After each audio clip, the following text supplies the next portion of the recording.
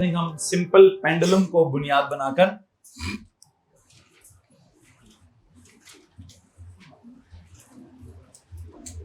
क्या पढ़ रहे हैं, बेसिक टर्म्स पढ़ रहे थे। और सिंपल पेंडुलम की अगर आप ड्राइंग याद करें, दोबारा बनाने की जरूरत नहीं है, सिर्फ सुन लीजिए।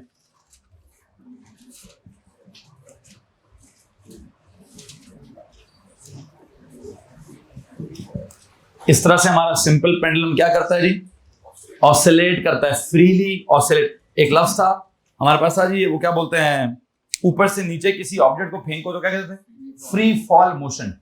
जब एयर नहीं होती थी, एयर जब हो जाए, एक होता free fall motion without air, एक होता free fall motion in air.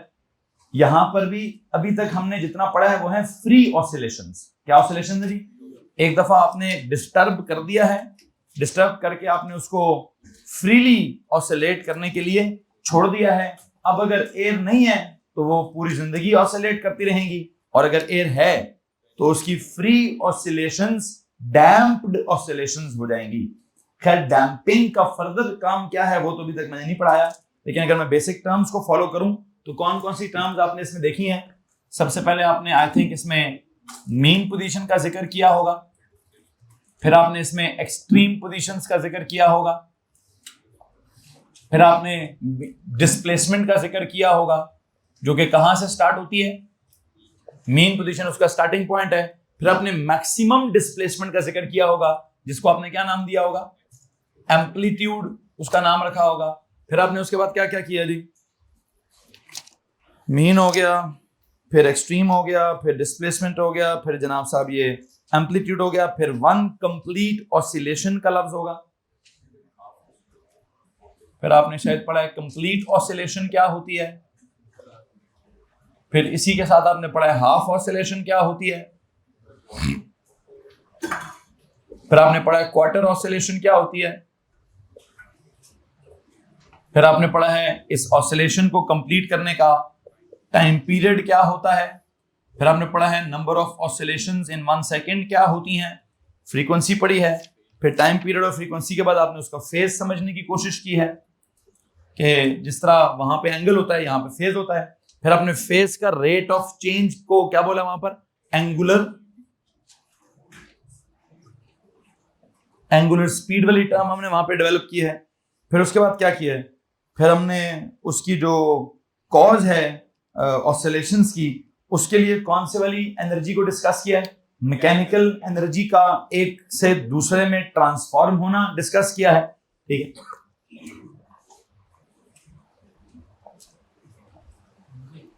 Mechanical energy की ट्रांसफॉर्मेशन के बाद हमने द आइडिया ऑफ फोर्स पढ़ा है। उस द आइडिया ऑफ फोर्स में कौन सी वाली फोर्स डेवलप की है, रिस्टोरिंग फोर्स का कॉन्सेप्ट डेवलप किया है। रिस्टोरिंग फोर्स के फॉर्मूले में से हमने क्या निकाला है, रिस्टोरिंग एक्सेलरेशन निकाली है।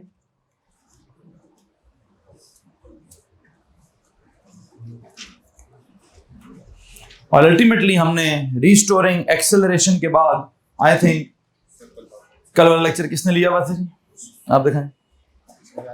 हाँ समझ, अगर आपने हाथों से लिखा तो समझ आ जाएगी, पाँव से लिखा तो मुश्किल हो जाएगा। हम थोड़ा हाथों से लिखा समझ आ जाए। हमने रिस्टोरिंग फोर्स के बाद रिस्टोरिंग एक्सेलरेशन पढ़ा, और रिस्टोरिंग एक्सेलरेशन के बाद हमने अपनी टर्म्स को एंड कहां किया है, एंड किया है सिंपल हार्मोनिक मोशन की डेफिनेशन पर। तो मुझे लगता है कि मैं जो टर्म्स हैं, जो डेफिनेशंस हैं, वो मुकम्मल कर चुका हूं। आखिरी जो डेफिनेशन मैंने बनाई है वो कौन सी वाली बनाई है, इस ऑसिलेटरी मोशन का हमने नाम क्या रखा है, सिंपल हार्मोनिक मोशन इसका नाम रखा है। तो you know what, I think in तमाम टर्म्स में अगर किसी को परेशानी है तो प्लीज आप हाथ खड़ा कर सकते हैं। मैं अगर इनके सिंबल्स या इनके फॉर्मूलाज लिखना चाहूं तो मीन पोजीशन तो जैसे एक पोजीशन है, कोई फॉर्मूला तो नहीं है, लेकिन एक बात है, वैसे मीन पोजीशन के लिए एक और लफ्ज भी हो सकता है, कौन सा, या तो रेस्ट या जीरो पोजीशन। लेकिन मैं वो इसको रेस्ट पोजीशन कह सकता हूं क्या, इसको रेस्ट पोजीशन कह सकते हैं, नो वे। क्यों, यहां रुका थोड़ी होता है, यहां से तो क्या कर रहा होता है, यहां से तो स्पीड मैक्सिमम होती है। हाँ पोजीशन जीरो है, मतलब डिस्प्लेसमेंट जीरो है, या फिर उसको और क्या कहते हैं हम, इक्विलिब्रियम पोजीशन कह सकते हैं। क्योंकि हमने वो रिस्टोरिंग फोर्स के केस में पढ़ा है कि इस जगह पर क्या सिचुएशन है सर, उस जगह पर फोर्सेस बैलेंस है तो वो इक्विलिब्रियम में है। एक्सट्रीम पोजीशंस को आप क्या कहेंगे, कौन सी एक्सट्रीम, मतलब ये एक्सट्रीम पोजीशंस है या मैक्सिमम पोजीशंस है? क्या मैक्सिमम है? डिस्प्लेसमेंट मैक्सिमम है। वैसे क्या जीरो है, तो क्या मैं उनको रेस्ट पोजीशन कह दूं? रुके में ना, इनको कहते हैं जीरो पोजीशन, मतलब डिस्प्लेसमेंट के हिसाब से उनकी क्या, उधर क्या जीरो है, उधर डिस्प्लेसमेंट मैक्सिमम है लेकिन स्पीड जीरो है। तो या तो उनको बोले सर मैक्सिमम पोजीशंस है, पोजीशन के हिसाब से वो मैक्सिमम है, लेकिन क्या बोलते हैं स्पीड के हिसाब से वो जीरो। जीरो क्या, जीरो ना बोलें, जीरो पोजीशन नहीं बोलेंगे, रेस्ट पोजीशन बोल सकते हैं हम। क्या बोल सकते हैं कि टेम्परेरीली वहां पर रेस्ट है। लेकिन एक बात याद रखिए, वहां डिस्प्लेसमेंट मैक्सिमम है तो रिस्टोरिंग फोर्स भी मैक्सिमम होगी, रिस्टोरिंग एक्सेलरेशन भी मैक्सिमम होगी, लेकिन हाँ वहां एक लम्हे के लिए वो रुका जरूर होगा। खैर डिस्प्लेसमेंट का क्या सीन है सर जी, इसका symbol is x measured in m. इसका सिंबल क्या है, x naught, it is also measured in. One complete oscillation क्या है, you know there are 4 quarters, half oscillation में 2 क्वार्टर्स, क्वार्टर ऑसिलेशन में 1 क्वार्टर। खैर जो भी है, टाइम पीरियड का क्या सीन है sir ji, capital T symbol is s. Frequency का क्या सीन है, एफ सिंबल इज हर्ट्ज, मतलब यूनिट इज हर्ट्ज। फेज का क्या सीन है, phi and radians. Angular speed का क्या सीन है, omega and radian per second. और इसके अगर आप ओमेगा के फॉर्मूले देखें, जैसे एफ का एक फॉर्मूला है क्या, F is equal to 1/t। यहां पर क्या सीन है sir, omega is equal to या तो 5/t या omega is equal to 2π over capital T, या फिर omega is equal to 2πf। फिर मैकेनिकल एनर्जी में क्या सीन है, कौन कौन सी एनर्जी होती है सर जी, वो काइनेटिक एनर्जी किस में कन्वर्ट होती है, जीपीई में, या जीपीई किस में कन्वर्ट होती है, काइनेटिक एनर्जी में। एंड यू नो अनलेस और अनटिल क्या हो रहा हो, अनलेस और अनटिल कोई और एनर्जी की डिसिपेशन भी हो रही हो। बहरहाल कुछ जगह हैं जहां काइनेटिक एनर्जी मैक्सिमम है, कुछ जगह हैं जहां जीपीई मैक्सिमम है। फिर रिस्टोरिंग फोर्स का क्या सीन है, एफ आर उसका सिंबल है, फॉर्मूला क्या उसका वैसे, -m g x over l। इसमें वो माइनस क्या रिप्रेजेंट करता है, x का, और एफ आर का ऑपोजिट डायरेक्शन होना रिप्रेजेंट करता है।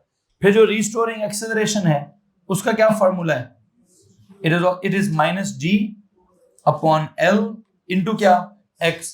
और इन तमाम बातों के एंड पे हमने क्या निकाला था कि जो रिस्टोरिंग एक्सेलरेशन है वो बेसिकली क्या है, directly proportional to the magnitude of displacement है, बट ऑपोजिट इन डायरेक्शन है। ये हमारे कल के लेक्चर की आखिरी बात है, और इस बात को हमने हाईलाइट करके क्या बोला है, such a motion is known as क्या, simple harmonic motion. Such oscillations are known as क्या, सिंपल हार्मोनिक ऑसिलेशंस। तो हमने कहा था कि हमारे पेपर में अक्सर क्या होगा, क्या होगा भाई सर, एक सवाल आएगा डिफाइन सिंपल हार्मोनिक मोशन या डिफाइन सिंपल हार्मोनिक ऑसिलेशंस। तो हम क्या करेंगे, मैंने कहा जी 3 नंबरों का सवाल होगा। कितने नंबरों का सवाल होगा, 3 नंबरों का सवाल। तो कल जो आपने डेफिनेशन लिखी है, क्या लिखी है पहली डेफिनेशन, इट इज, देखें वो था सिंपल हार्मोनिक मोशन। तो आपने हार्मोनिक मोशन को डिफाइन करने के लिए क्या बोल दिया, periodic motion of an object about क्या, अबाउट अ मीन पोजीशन। इस पूरी फ्रेज के लिए क्या लफ्ज हो सकता है, वाइब्रेटरी मोशन, मतलब periodic motion about a mean position. इस फ्रेज के लिए क्या लफ्ज समझ सकते हैं हम, किसी भी मीन पोजीशन के अबाउट जो पीरियोडिक फिनोमेना है वो क्या है, वो ये है ना। इसके लिए क्या लफ्ज हो सकता है, वाइब्रेटरी मोशन या ऑसिलेटरी मोशन, बिल्कुल लफ्ज समझ। तो यू नो अगर मैं कहता it is an oscillatory motion या it is a vibratory motion in which क्या, in which the magnitude of acceleration is directly proportional to the magnitude of displacement, but the direction of restoring acceleration is opposite to the direction of displacement। तो ये कितने number पूरे हो जाते हैं, 3 number पूरे हो जाते हैं। आई थिंक आपने दोबारा भी एक लिखा हुआ है, आपने लास्ट डेफिनेशन क्या लिखी है, सिंपल हार्मोनिक मोशन की। अब एंड पे करनी क्या चाहिए हमें वैसे, सिंपल हार्मोनिक ऑसिलेशन की डेफिनेशन करनी चाहिए, तो प्लीज हेडिंग दीजिए सिंपल हार्मोनिक ऑसिलेशंस की।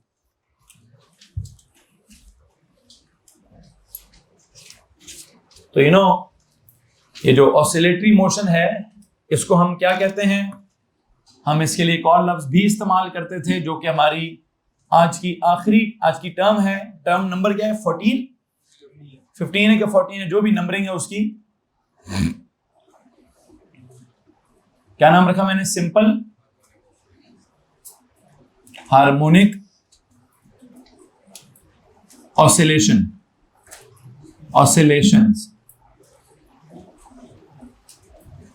इसको डिफाइन करें जी। देखिए, इट इज डिफाइंड एज, बल्कि एक सेकंड कैसे लिखेंगे? पिछला जुमला क्या लिखें? It is a periodic motion, ठीक है, of an object about a, तो सिर्फ मैं उस फ्रेज को चेंज करूंगा, क्या लिखूं? अब इट नहीं बोल सकता क्योंकि मैंने ऊपर लिखा है simple harmonic oscillations.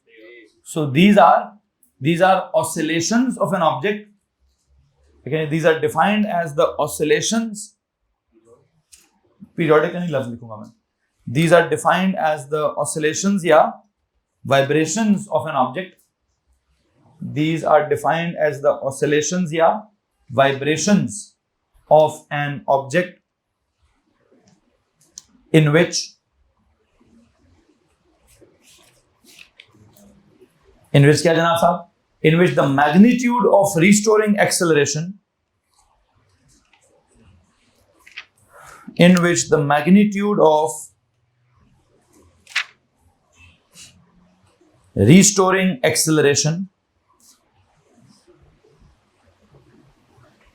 is directly proportional.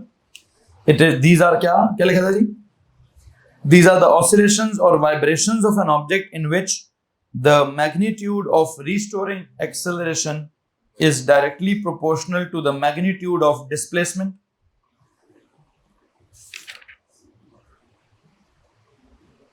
Directly proportional to the magnitude of displacement. But the direction of restoring acceleration but the direction of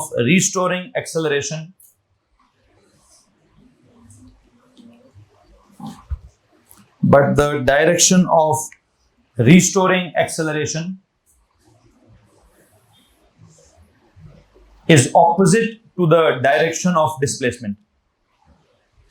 दोबारा सुन लीजिए मैंने क्या लिखा है? These are the oscillations or vibrations of an object in which the magnitude of restoring acceleration is directly proportional to the magnitude of displacement, but direction of restoring acceleration is opposite to the direction of क्या जनाब साहब?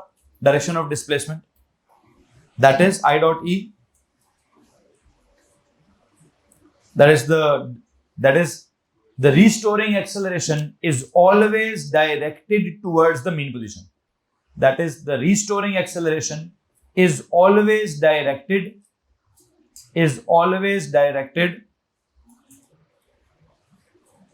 towards the mean position.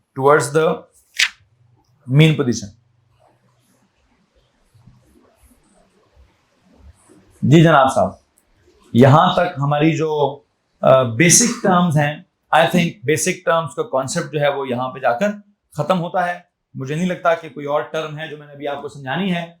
Basic terms related to oscillatory motion या vibratory motion या harmonic motion या simple harmonic motion या simple harmonic oscillations, मैंने बात को बिल्ड करते करते आखिरी टर्म क्या डेवलप किया? Simple harmonic oscillations.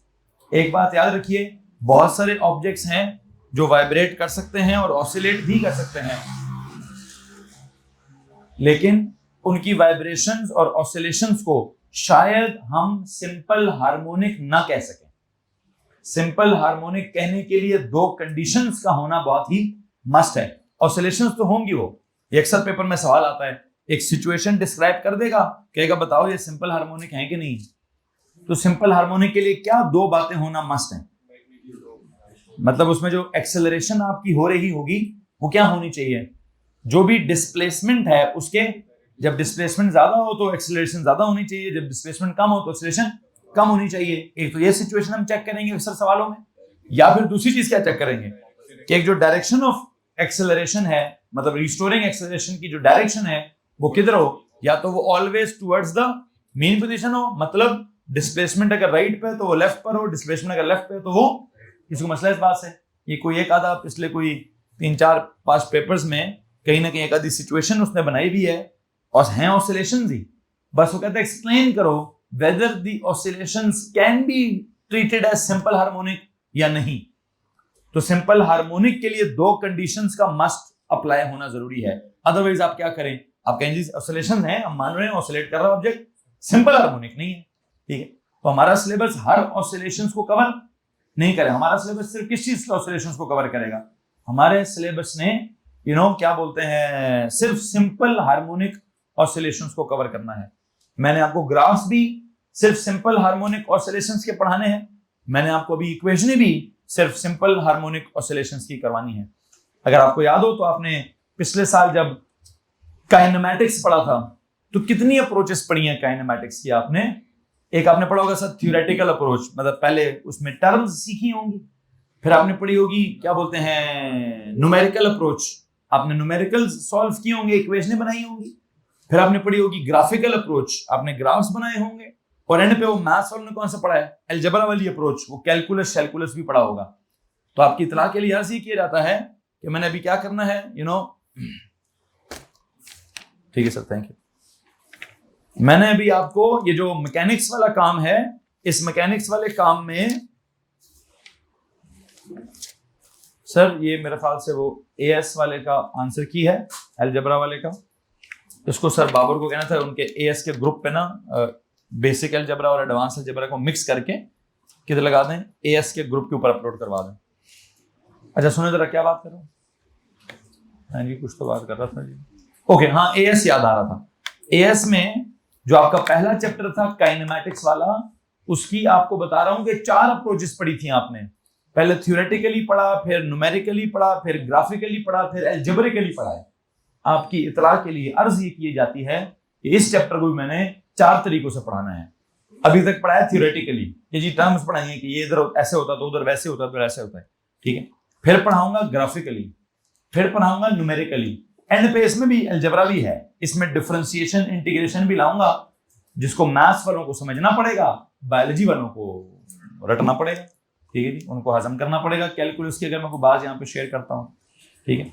बहरहाल वैसे एक और बात बायोलॉजी से याद आ गई, आज जो मैं मैथ्स में लॉग्स का कॉन्सेप्ट पढ़ा रहा था वो आपके बायोलॉजी वालों के पेपर 5 में भी आता है और इवन फिजिक्स के अंदर भी कहीं ना कहीं आता है। तो आपके लिए आपको गुजारिश ही की जाती है कि कल और परसों का जो लेक्चर है बायोलॉजी वाले, मेरा मैथ्स का लेक्चर भी लेंगे कल परसों का, समझ आए ना आए वो एक अलग बात होगी, ठीक है। वो मैथ्स वाले भी बेचारे बड़े परेशान हैं, सर ये आप क्या लिख रहे हैं, ठीक है, लेकिन बायोलॉजी वालों ने भी कल और परसों का मेरा मैथ्स का लेक्चर लाजमी लेना है, क्योंकि जो लॉग्स के कॉन्सेप्ट्स हैं वो आपके फिजिक्स में भी अप्लाई होंगे और इवन आपके बायोलॉजी में भी अप्लाई होंगे, तो बड़े मेहरबानी उसका लेक्चर लाजमी ले लीजिएगा। खैर अभी क्या करना चाह रहा हूं, अभी मैं आपको इस सिंपल हार्मोनिक मोशंस के बारे में बता रहा था कि एक उसकी थ्योरेटिकल अप्रोच है, एक उसकी न्यूमेरिकल अप्रोच होगी, एक उसकी ग्राफिकल अप्रोच होगी, एक उसकी कैलकुलस वाली अप्रोच होगी। तो काम करते हैं, आई थिंक अभी तक जो आपने पढ़ा है ये सब क्या है, ये सब उसकी थ्योरेटिकल अप्रोच है। तो काम करें, जिस भी पेज पर अभी आप मौजूद हैं, जिस भी पेज पर आप मौजूद हैं, प्लीज उस पेज के हेडर पे क्या लिखें, उस पेज के हेडर पे लिखें जी theoretical approach of oscillatory motion या simple harmonic motion, theoretical approach of simple harmonic motion, heading दीजिए थ्योरेटिकल अप्रोच ऑफ, ये नई हेडिंग नहीं देनी, न्यू हेडिंग नहीं है ये, प्लीज क्या करें पेज के हेडर पे लिखें, पेज के हेडर पे लिखें जो अभी तक चल रहा था वो क्या था, theoretical approach of SHM, theoretical approach of SHM चल रहा था जी। अच्छा अगर आप उसको, अभी मैं इधर देख रहा हूं इन्होंने पेज के हेडर पर लिखने की बजाय क्या कर दिया है, ऐसा किए इन्होंने जहां नोट्स खत्म होने लिख दिया end of theoretical approach of simple harmonic motion, ठीक है, अच्छा किए। मैं असल में एंड पता कैसे करना चाहता हूं, मैं दोबारा ये ड्रॉ करना चाहता हूँ, ठीक है।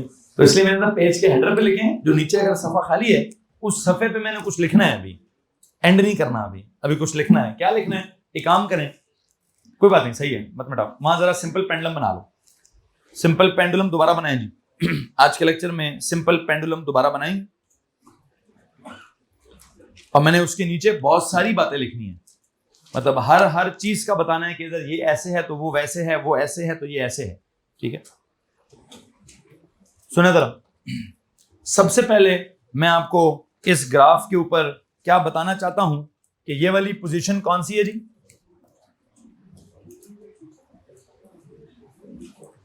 ये मीन पोजीशन है, ये कौन सी है, एक्सट्रीम पोजीशन है, ये भी एक्सट्रीम पोजीशन है। पोजीशन लिखने की जरूरत नहीं है, बस ये बताता हूं, ये राइट वाली एक्सट्रीम है और ये वाली लेफ्ट वाली एक्सट्रीम है। और अगर आप सबसे पहले बात करेंगे, आई थिंक मैं सबसे पहले टाइम की बात करूंगा। सबसे पहले किस वेरिएबल की बात करनी चाहिए मुझे, द इंडिपेंडेंट वेरिएबल की बात करनी चाहिए। आई होप आपको पता है कि व्हाट इज इंडिपेंडेंट वेरिएबल, जो आपके कंट्रोल में नहीं होता, जो खुद ब खुद टिक टिक टिक टिक कर रहा होता है, जिसका अगर मैंने ग्राफ बनाया तो किधर बनाऊंगा, वो एक्स एक्सिस पे बनाऊंगा, ठीक है। तो मैं आपके इस थ्योरेटिकल अप्रोच को एंड करके, इस पे एंड करके आगे एक पेज पकड़ाऊंगा जिस पे मैंने क्या करना है, जिस पे हमने ग्राफ्स ड्रॉ करने हैं। तो मैं एंड पहले कर लूं, उसी के बीच में से मैं क्या करूंगा, ग्राफिकल अप्रोच बिल्ड करूंगा। तो यू नो व्हाट, पहले मैं इंडिपेंडेंट वेरिएबल की बात करना चाहता हूं। सबसे पहला वेरिएबल जो मैं यहां डिस्कस करूंगा, what is it, it is that time. Please tell me, कहां से ऑसिलेशंस का वक्त स्टार्ट किया जाए, मीन से स्टार्ट किया जाए, जबकि वो मीन से किधर जा रहा हो, जबकि वो मीन से राइट पर जा रहा हो। देयर यू गो जी, यहां से टाइम स्टार्ट करूंगा 0, फिर यहां आऊंगा, टाइम कितना, t by 2, no t by 4।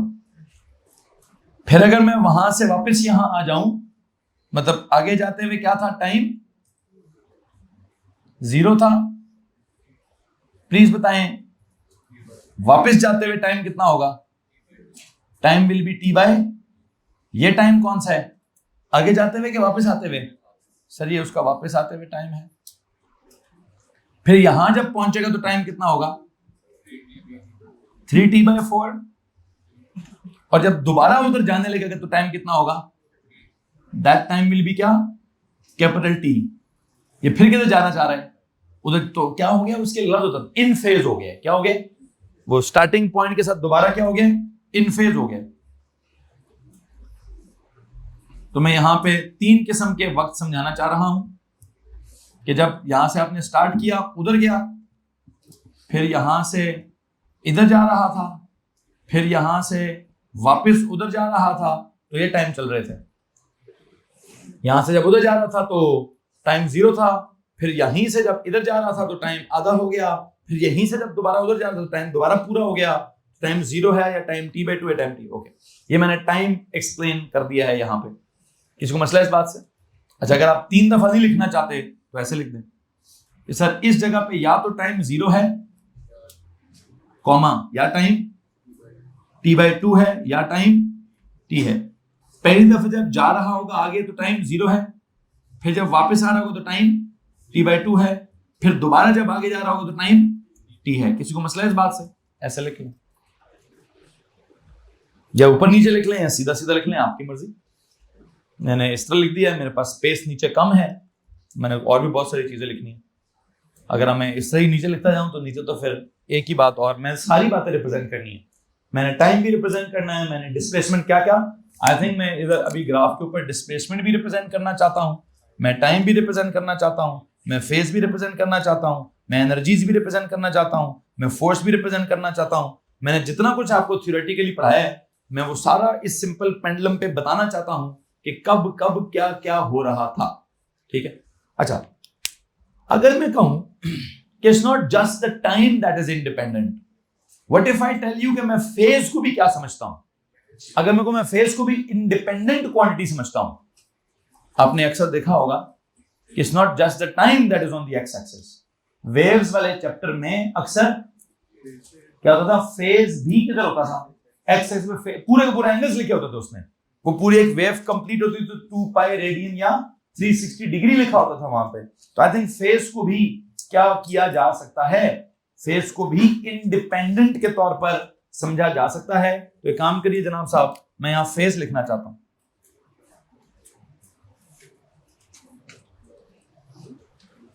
बताएं जहां से टाइम स्टार्ट होगा वहां फेज कितना होगा?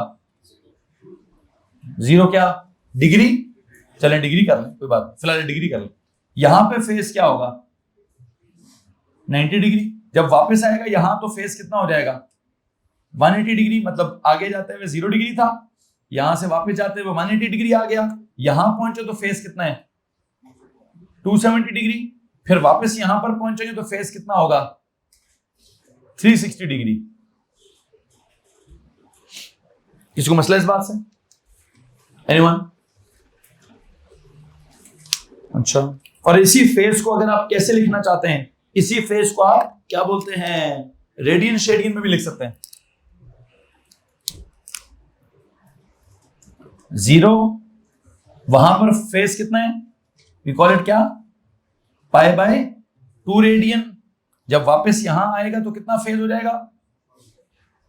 Pi radian. यहां पर पहुंचेगा तो फेज कितना होगा? 3π/2 रेडियन। वापस यहां पहुंचेगा तो कितना हो जाएगा? 2 पाई रेडियन। आई होप आपको ये एरोस का मतलब समझ आ रहा है कि इधर जा रहा है कि उधर जा रहा है, इधर जा रहा है कि उधर जा रहा है। पहले मैंने टाइम मेंशन कर दिया है, फिर मैंने फेज मेंशन कर दिया है। असल में मैंने आपको जो पेज देना है उस पेज पर पहले कुछ ग्राफ्स बनाने हैं विद रिस्पेक्ट टू टाइम, फिर कुछ ग्राफ्स बनाने हैं विद रिस्पेक्ट टू फेज। तो इसलिए मैं टाइम को भी इंडिपेंडेंट बना रहा हूं और फेज को भी इंडिपेंडेंट बना रहा हूं। असल में जिस चीज का मैंने ग्राफ बनाना है, ग्राफ किस चीज का बनाना है, ये काम कीजिए, ये जरा पेज यहां से डिस्ट्रीब्यूट कर दीजिए ताकि आपको पता हो कि हमने करना क्या है। ये पेज यहां से डिस्ट्रीब्यूट कर लीजिए, ये यहां से बेटा बिल्कुल पीछे भिजवा दें ताकि गर्ल्स का डिस्ट्रीब्यूशन हो जाए। सुने जनाब साहब, टाइम की कुछ कॉन्सेप्ट आ गया, फेज का कुछ कॉन्सेप्ट आ गया। अब बताएं असल में कौन सी क्वांटिटी है जो चेंज हो रही है, कौन सी क्वांटिटी है जो डिपेंडेंट वेरिएबल है? सबसे पहले डिस्प्लेसमेंट। सबसे पहले क्या? Displacement varies with respect to time या displacement varies with respect to phase? अच्छा, अगर डिस्प्लेसमेंट का वेरिएशन बताना है with respect to time, please tell me what is displacement इधर? मीन पर it is always 0. What is displacement इधर? Plus x naught. What is displacement वापस इधर? Once again 0. मतलब यहां 0 ही है, कुछ और? अच्छा, व्हाट इज डिस्प्लेसमेंट इधर? Minus x not. तो डिस्प्लेसमेंट की वैल्यू क्या होगी? देखिए जरा क्या होगा डिस्प्लेसमेंट को? सर 0 होगी या प्लस x नॉट होगी या माइनस? टाइम बढ़ रहा होगा, टाइम तब्दील हो रहा होगा, लेकिन डिस्प्लेसमेंट को क्या हो रहा होगा? डिस्प्लेसमेंट प्लस x नॉट से लेकर माइनस x नॉट तक क्या करती रहेगी? वेरी करती रहेगी। जब मैं इस डिस्प्लेसमेंट का ग्राफ बनाऊंगा, एक काम कीजिए, आपके पास ग्राफ पेपर मौजूद है? पहले पेज, पहले वाले पे जाएंगे, ग्राफ नंबर 1। ग्राफ नंबर 1 पे जाएंगे। What is graph number 1? एक काम करें, इस पेज के हेडर पे पहले कुछ लिख दें। जो आपको मैंने पेज दिया है इसकी पहले हेडिंग बनाएं कि मैं क्या टॉपिक डेवलप कर रहा हूं। जो पेज आपको दिया है प्लीज उस पेज के ऊपर आपने हेडिंग बनानी है, और वहां पे क्या हेडिंग बनानी है, वहां उसके ऊपर सबसे पहले लिखेंगे आपकी क्लास क्या है, A2 लेवल है, फिर सब्जेक्ट क्या है, सर जी फिजिक्स है, फिर चैप्टर क्या है, हाँ जी, और सेक्शन मैकेनिक्स है। हाँ ऐसे चलें, वही जो हम दोबारा रोजाना करते हैं। मैकेनिक्स में चैप्टर क्या है? ऑसिलेटरी मोशन हमारा चैप्टर है। और हम इस पेज के ऊपर क्या पढ़ना चाहते हैं? Graphical approach of simple harmonic motion. तो इस पेज का टाइटल क्या है? जो पेज आपको दिया गया है उसका टाइटल क्या है जी? सर जी उसका टाइटल है graphical approach of simple harmonic motion.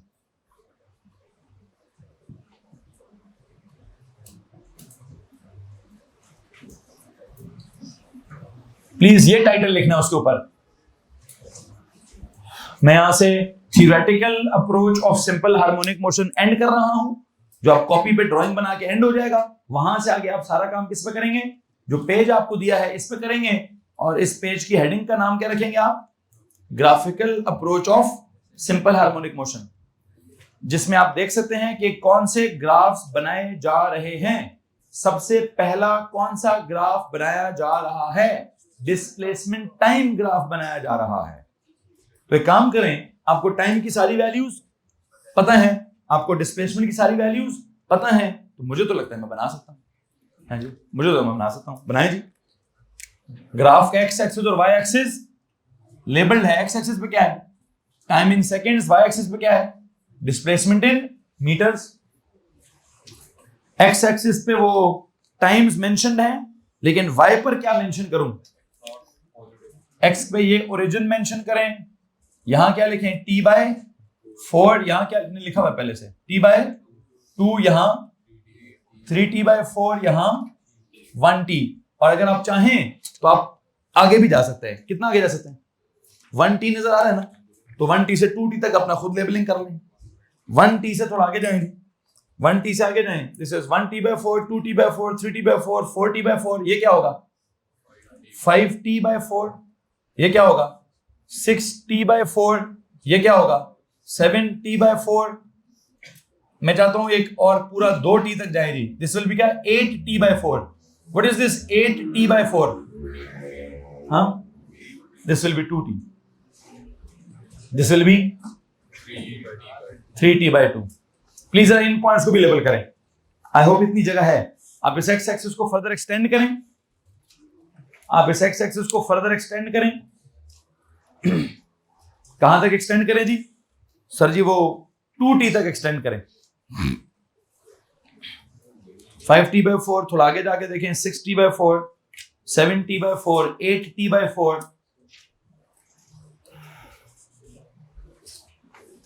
चूंकि जो ग्राफ में बनाना चाहता हूं वो सिर्फ देखते हैं मैं क्यों करना चाह रहा हूं। You know why? इधर देखें यहां जरा, मुझे एक बात बताएं, डिस्प्लेसमेंट की मैक्सिमम वैल्यू कितनी लिखूं? +x0। मिनिमम वैल्यू कितनी लिखूं? -x0। एंड यू नो मैं काम करूंगा अभी, +x0 पर एक डॉटेड सी लाइन लगा लें। +x0 पर एक डॉटेड सी लाइन लगा लें। -x0 पर भी एक डॉटेड सी लाइन लगा लें कि डिस्प्लेसमेंट ना तो मैंने +x0 से ऊपर लेके जानी है, ना मैंने -x0 से नीचे लेके जानी है। प्लीज +x0 के ऊपर भी एक हॉरिजॉन्टल डॉटेड लाइन लगाएं और -x0 के ऊपर भी एक हॉरिजॉन्टल डॉटेड लाइन लगा दें।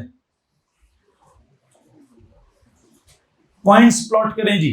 जब टाइम 0 था तो डिस्प्लेसमेंट कितनी थी? जब टाइम 0 था तो डिस्प्लेसमेंट कितनी थी? Sir ji it was 0। ये पॉइंट है जी, 0,0। Time 0, displacement 0। जब टाइम t/4 था तो डिस्प्लेसमेंट कितनी थी? Sir it was +x0। There you go. जब टाइम t/2 हुआ तब डिस्प्लेसमेंट कितनी हुई? वापस मीन पोजीशन पर 0। जब टाइम 3t/4 हुआ लेफ्ट एक्सट्रीम पोजीशन पर, तब डिस्प्लेसमेंट कितनी थी? -x0। जब टाइम वापस पूरा टाइम पीरियड t हो गया तो डिस्प्लेसमेंट कितनी थी? वापस मीन पोजीशन पर 0। तो लो जी, ये पॉइंट्स तो मेरे पास यहां लिखे हुए हैं ऑलरेडी। क्या करूं? इनको ज्वाइन करें बाय स्मूथ कर्व। क्या करें जी? इनको जब आप ज्वाइन करेंगे बाय अ स्मूथ कर्व तो आपकी इतला के लिए अर्ज ये है कि क्या बनेगा? एक कर्व बनेगी सर। कौन से वाली? Wave like. इस कर्व को क्या कहते हैं? इसको कहते हैं वेव लाइक। लेकिन इसकी वो क्या होती है? इसकी मैथ्स क्या होती है? साइनोसॉइडल। क्या मैथ्स होती है? साइनोसॉइडल। कि सर जी ये क्या सीन है? साइनोसॉइडल सीन है, साइनोसॉइड। अच्छा, अगर यहां तक साइनोसॉइडल है तो यहां से आगे क्या होगा सर जी? यहां से आगे भी साइनोसॉइडल ही होगी। तो मैं इसके पॉइंट्स बनाने की कोशिश करता हूं। आई थिंक वन टाइम मतलब 1 क्वार्टर ऑसिलेशन के बाद ये अगली एक्सट्रीम पे चला जाएगा, अगली क्वार्टर के बाद मीन पर आ जाएगा, फिर उसके बाद यहां आ जाएगा, फिर उसके बाद यहां आ जाएगा। तो आई थिंक हेलो जी, ये ग्राफ बनाए ये ग्राफ बनाए जी।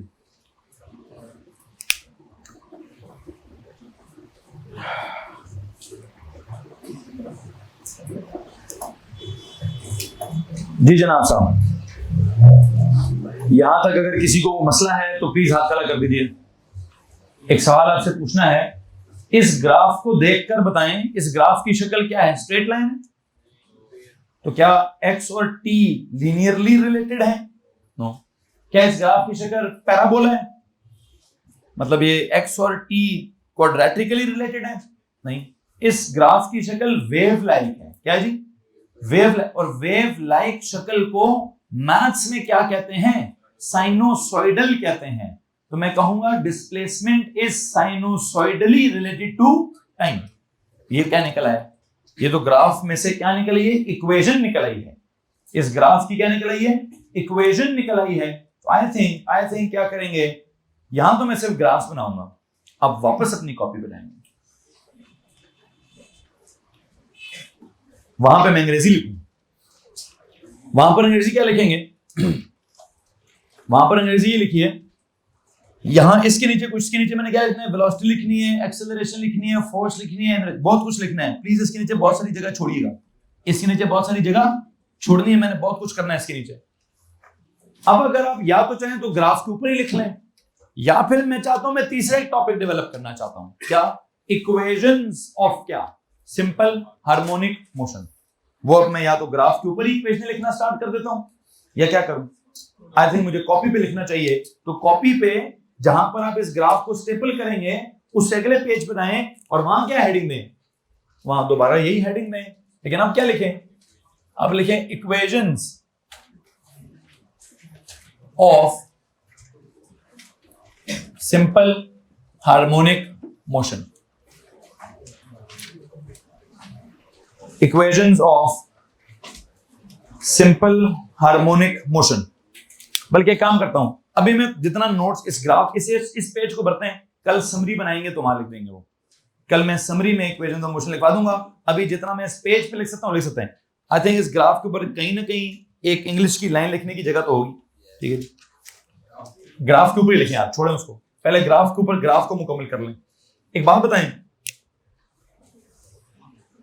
इस ग्राफ की शेप का हमने मैथ्स में क्या नाम पढ़ा है? Wave form. क्या? नहीं, वैसे शेप को क्या कहते हैं? Wave form. पेज नहीं मिला बच्चों, किस किस को ये वाला पेज नहीं मिला जी? एक पीछे देखें सर जी, कुछ एक्स्ट्रा प्रिंट्स हैं।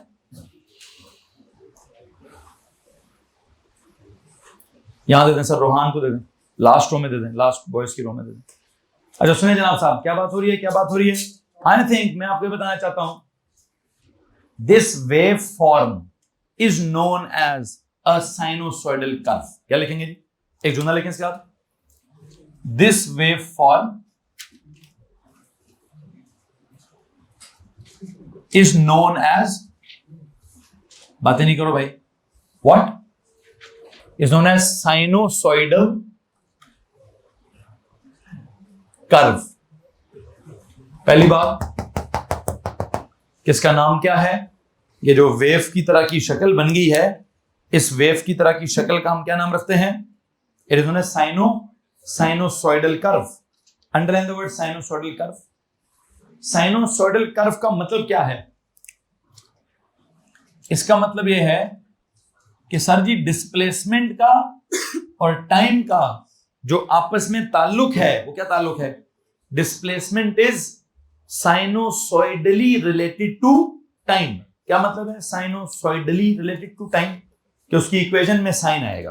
तो इसका एक मतलब हो गया, this wave form is known as sinusoidal curve. अगली बात क्या लिखवा रहा हूं?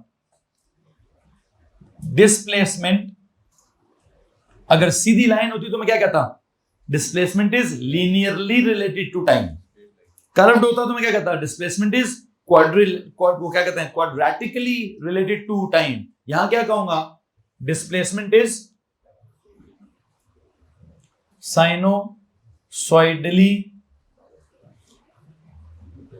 Related to time.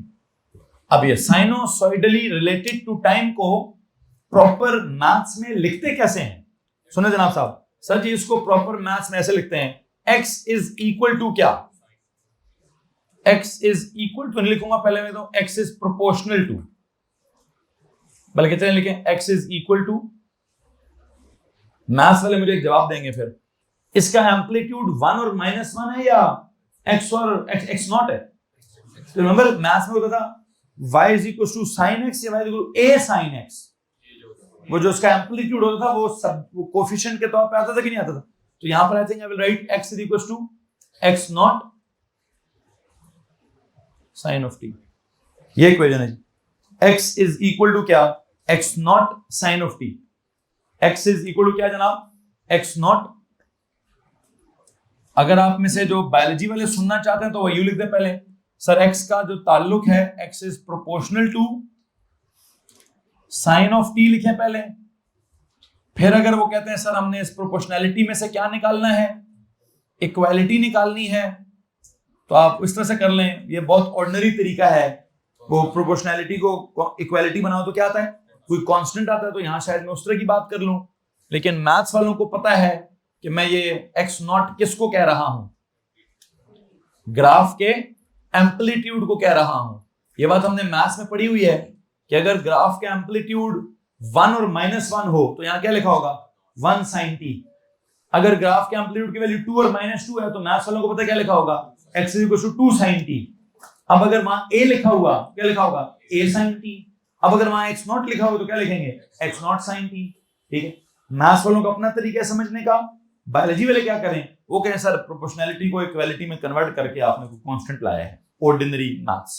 ठीक है जी, हर बार जैसे भी करते हैं, जो मैंने समझाना था मैं समझा चुका हूं।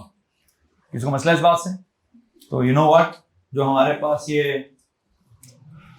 ग्राफिकल अप्रोच है सिंपल हार्मोनिक मोशन की, उसमें जो सबसे पहला ग्राफ हमने पढ़ा है वो कौन सा पढ़ा है, डिस्प्लेसमेंट और टाइम का ग्राफ। कौन सा ग्राफ पढ़ा जी, डिस्प्लेसमेंट और टाइम का ग्राफ।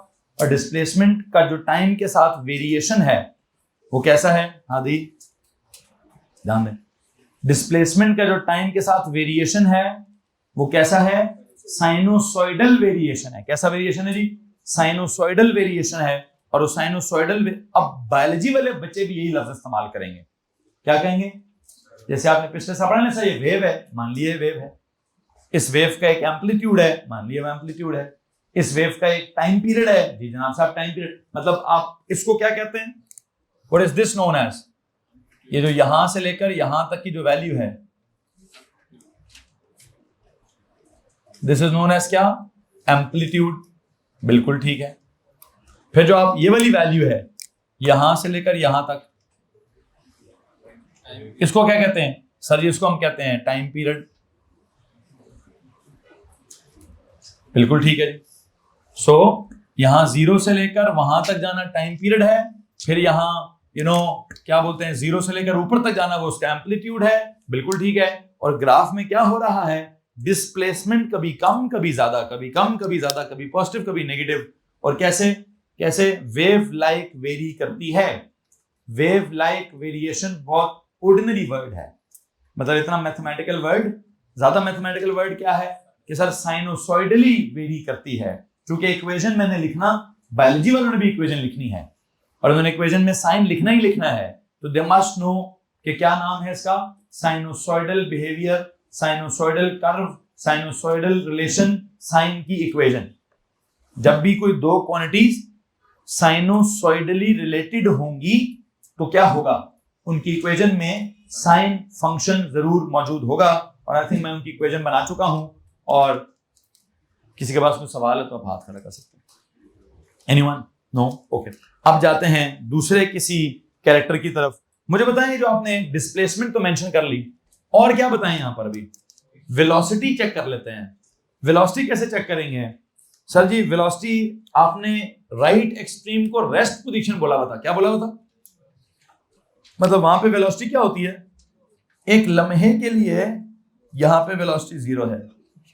वैसे लेफ्ट एक्सट्रीम पे भी क्या है वेलोसिटी, वहां पे भी वेलोसिटी 0 है। वापस आए जरा नोट्स पर, वापस नोट्स पर आए, वापस नोट पर जी। वेलोसिटीज एक्सट्रीम पे 0 हो गई। हाँ दरमियान स्टार्ट तो मैं दरमियान से करूंगा, वैसे मैं पॉइंट्स बता रहा हूं कि कहां कहां क्या क्या है। यहां पर वेलोसिटी क्या होगी सर, अगर राइट पे जा रहा होगा तो प्लस v नॉट, लेफ्ट पे जा रहा होगा तो मीन पर वेलोसिटी क्या होती है maximum, that is v naught. लेकिन it's not just v naught, it is plus v naught b, और चूंकि आगे भी जा सकते हैं और पीछे भी जा सकते हैं। ठीक है, तो ये वाले पॉइंट्स मेंशन करने जी। उत्तर मीन से काम स्टार्ट करूंगा तो मीन से तो पेंडुलम बहुत स्पीड से मूव करता है। ठीक है, अगर आप कहते हैं सर मैंने इसको यूं डिस्टर्ब किया छोड़ दिया तो यहां 0 था ना, मीन पे क्या था, मीन से मैंने टाइम स्टॉप वॉच को क्या किया, ऑन किया है, तो वहां पे स्पीड क्या है, वहां तो स्पीड उसकी मैक्सिमम है, फिर मैक्सिमम स्पीड पहले आ गई, फिर वहां क्या स्पीड 0, फिर वापस यहां आया तो स्पीड मैक्सिमम, लेकिन इन द नेगेटिव। तो वेलोसिटी क्या हो गई, फिर स्पीड नहीं है, ये कौन है। अगर मैं प्लस माइनस मेंशन कर रहा हूं तो ये कौन है सर, ये वेलोसिटी। क्या ये वेलोसिटी। तो अब क्या करें सर, जरा वेलोसिटी वाले टाइम के ग्राफ पर आ गए।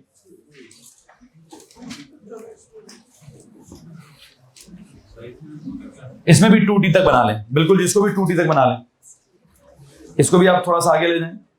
1t तक तो मैंने लेबलिंग की भी है, आप 2t तक इसकी लेबलिंग कर लें।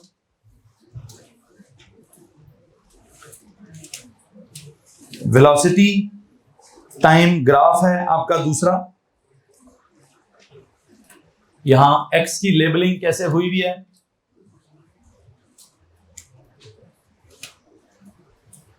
t/4, t/2,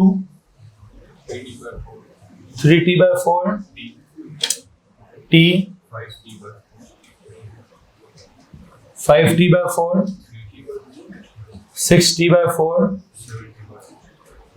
7t/4, 8t/4। Graph थोड़ा आगे की तरफ लेके जाएं ताकि हम वो एक की बजाय कितनी वेव्स बन जाएं, 2। वैसे तो एक से भी काम चल जाता मेरा, लेकिन वैसे आगे जगह खाली थी तो मैंने कहा आगे जाएं, आगे जगह खाली नजर आई तो मैं आगे चले जाऊं। यहां पर वेलोसिटी की क्या वैल्यूज हैं, एक्सट्रीम्स पर 0, मीन पर आगे जाते हुए प्लस v नॉट, पीछे जाते हुए माइनस v नॉट। अच्छा तो ये क्या होगा, प्लस v नॉट और माइनस v नॉट पे क्या करें, लेबल करके 2 हॉरिजॉन्टल लाइनें लगा दें। मुझे लगता है वेलोसिटी प्लस v नॉट से ऊपर नहीं जाएगी और माइनस v नॉट से नीचे नहीं जाएगी।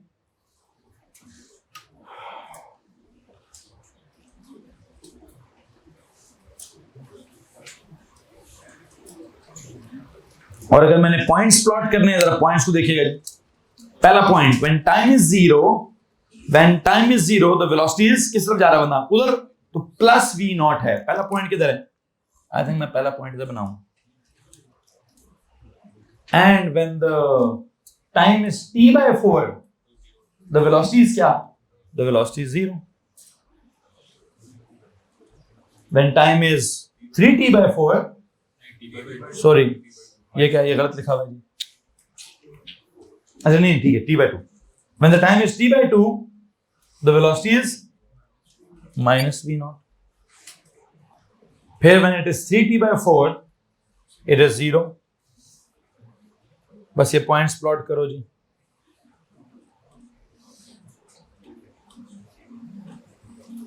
और अगर आप इन पॉइंट्स को ज्वाइन करेंगे कैसे, बाय अ स्मूथ कर्व, तो यू नो गाइस गौर से सुनिएगा क्या होगा जी।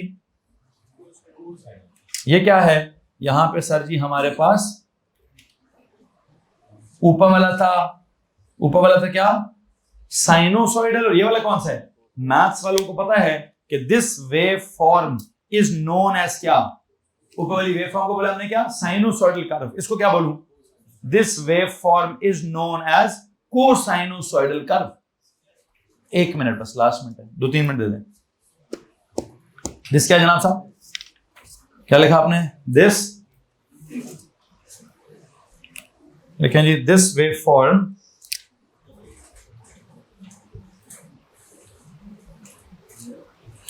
क्योंकि जब आपकी वेव ओरिजिन से ऊपर नीचे जाती है तो उसको कहते हैं साइनोसॉइडल है, लेकिन जब आपकी वेव मैक्सिमा से ऊपर नीचे जाती है तो उसको हम क्या बोलते हैं? This wave is known as कोसाइनोसॉइडल।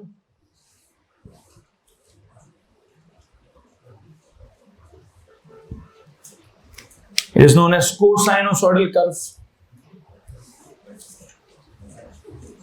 इसका मतलब ये हुआ कि वेलोसिटी इज कैसे related to time. It means velocity is cosinusoidally, होता था साइनोसॉइडली क्या, कोसाइनोसॉइडली रिलेटेड टू टाइम। और ये कोसाइनोसॉइडली रिलेटेड टू टाइम को हम कैसे इक्वेशन में लिखेंगे कि v इज प्रोपोर्शनल टू क्या, कॉस ऑफ t, या फिर क्या v इज इक्वल टू क्या, v नॉट कॉस ऑफ क्या, कॉस ऑफ t।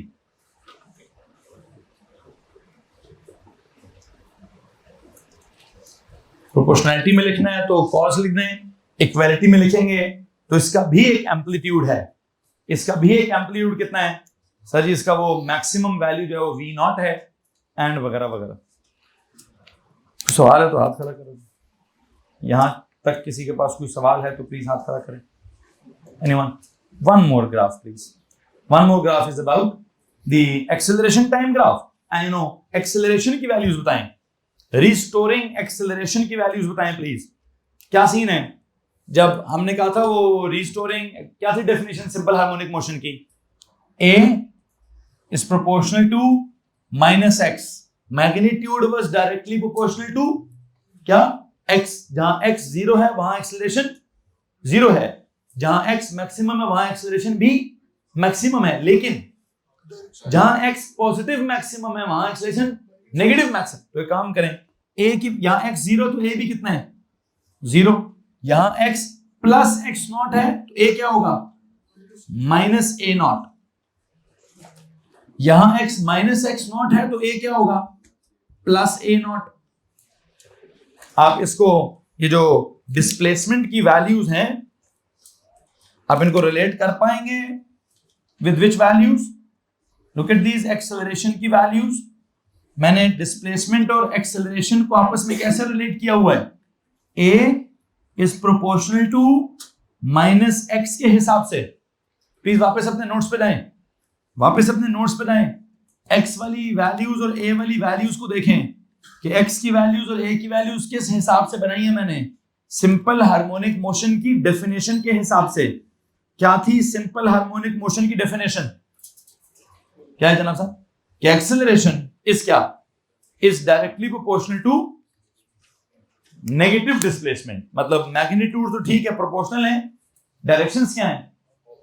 इसका मतलब है जब x की वैल्यू थी प्लस x नॉट तो a क्या होगा, माइनस a नॉट। जब x होगा माइनस x नॉट तो a क्या होगा, प्लस a नॉट। किसी को मसला इस बात से?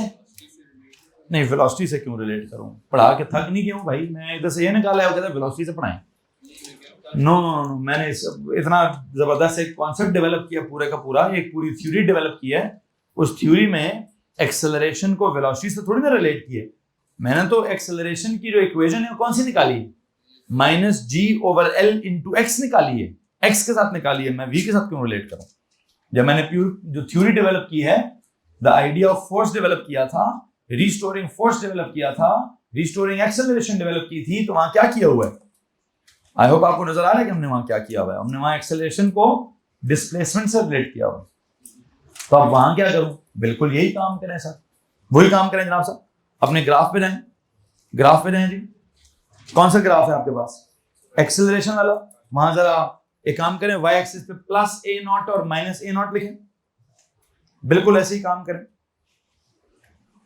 प्लस ए नॉट और माइनस ए नॉट पे हॉरिजॉन्टल लाइंस लगाएं, प्लस ए नॉट पर और माइनस ए नॉट पर हॉरिजॉन्टल लाइंस लगाएं। फैजान साहब जल्दी करें। वाई एक्सिस पे लिखें प्लस ए नॉट या नीचे लिखें माइनस ए नॉट।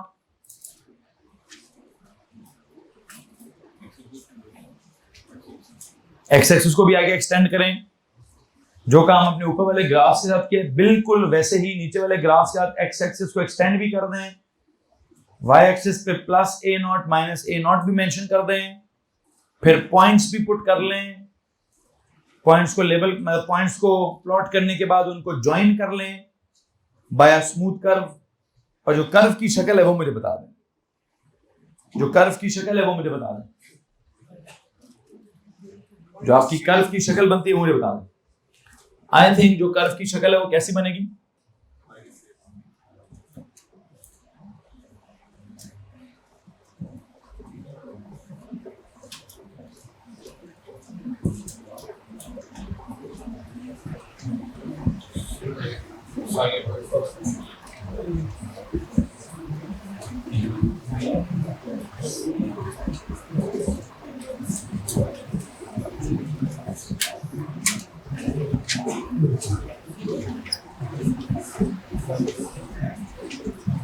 बताओ जी क्या पॉइंट्स हैं? When time was 0, acceleration was 0. But now when time is t/4, acceleration is minus a naught. क्या है वो? तो ग्राफ नीचे चला गया है, फिर ये पॉइंट है, फिर ये पॉइंट है, फिर ये पॉइंट है, फिर ये पॉइंट है, फिर ये पॉइंट है, फिर ये पॉइंट है, फिर ये पॉइंट है। अगर मैं इनको ज्वाइन करूं तो गौर से सुनिएगा कि क्या बनेगा। सर जी ये भी एक वेव फॉर्म है, लेकिन सवाल ये है कि ये वेव फॉर्म कैसी है, ये साइन का बिल्कुल क्या है, तो उसको क्या बोलूं? This wave form is known as negative sinusoidal curve. क्या लिखेंगे इसका? लिखेंगे इनवर्स नहीं बोलेंगे, नेगेटिव। लेकिन this wave form is known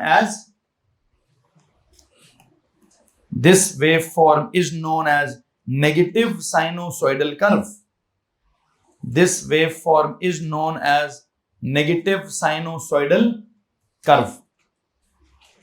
जिसका मतलब क्या है कि इसका मतलब यह है कि acceleration is negative sinusoidally related to time. Acceleration is negative sinusoidally related to negative sinusoidal curve है, तो negative sinusoidally related to time है। और इसकी इक्वेशन क्या बनेगी? सर जी इसकी इक्वेशन बनेगी a क्या? a is proportional to minus क्या लिखेंगे आप? माइनस साइन ऑफ t, या फिर a is equal to minus a naught sine of t। इस तरह की इक्वेशन लिख दीजिए प्लीज। और अगर आप में से किसी के पास कोई सवाल है तो हाथ खड़ा कर सकते हैं। डिस्प्लेसमेंट का टाइम था डिस्प्लेसमेंट का रिलेशन था साइनोसॉइडल, वेलोसिटी का रिलेशन था कोसाइनोसॉइडल, और एक्सेलरेशन का रिलेशन है नेगेटिव साइनोसॉइडल। और अगर किसी के पास कोई सवाल है तो वो बंदा हाथ खड़ा कर सकता है। एनीवन जनाब साहब? चलें जी, इसी ग्राफ से हम अपना नेक्स्ट लेक्चर स्टार्ट करेंगे।